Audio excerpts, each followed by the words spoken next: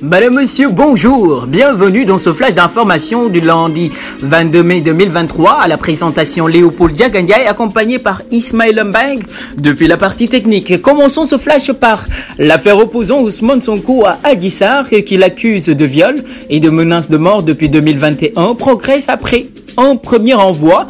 La semaine dernière, le dossier sera examiné demain, mardi 23 mai 2023, lors d'une audience spéciale à la chambre criminelle du tribunal de grande instance de Dakar.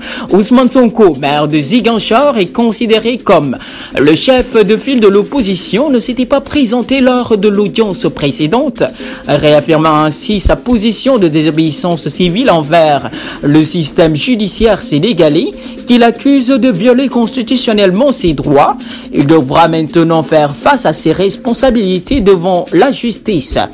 Entre d'autres nouvelles, le journal Walf Quotidien affirme que Cheikh Tidiane Gadio empêche Macky Sall de briguer un troisième mandat, bien que de nombreux proches du président en exercice affirment qu'il en est à son premier quinquennat, se basant sur la révision constitutionnelle de 2016 suite à un référendum afin de résoudre cette question sur le plan juridique. Le président Sall fait appel à ses conseillers juridiques de confiance selon le journal. Actualité hors de chez nous, 19 personnes, principalement des jeunes, ont perdu la vie lors d'un incendie survenu dans un dortoir scolaire situé à Mahdia, une ville minière isolée du centre du Guyana, dans le nord-est de l'Amérique du Sud. Selon les pompiers, 14 jeunes ont été retrouvés sans vie sur les lieux, tandis que 5 autres ont succombé à leurs blessures à l'hôpital du district de Mahdia. 2 enfants se trouvent toujours dans un état critique. 4 autres ont été grièvement blessés. Un précédent bilan annoncé par le gouvernement faisait état de 20 décès. Terminons avec les sports. En reconnaissance de cette performance, le président de la République a accordé une prime de 10 millions de francs CFA à chaque joueur et 20 millions au sélectionneur Serigne Saliou Dia,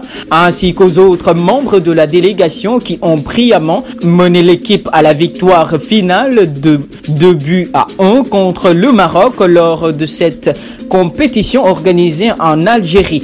Entre autres, l'équipe sénégalaise de football des moins de 20 ans a subi une défaite d'entrée de jeu contre le Japon avec un score d'1-0 lors du match de phase de poule de la Coupe du Monde de la catégorie qui se déroule en Argentine du 20 mai au 11 mai 2023. Mesdames, messieurs, c'est tout pour ce flash d'information. Merci de l'avoir écouté et bonne suite des programmes sur votre chaîne Sénégal TV.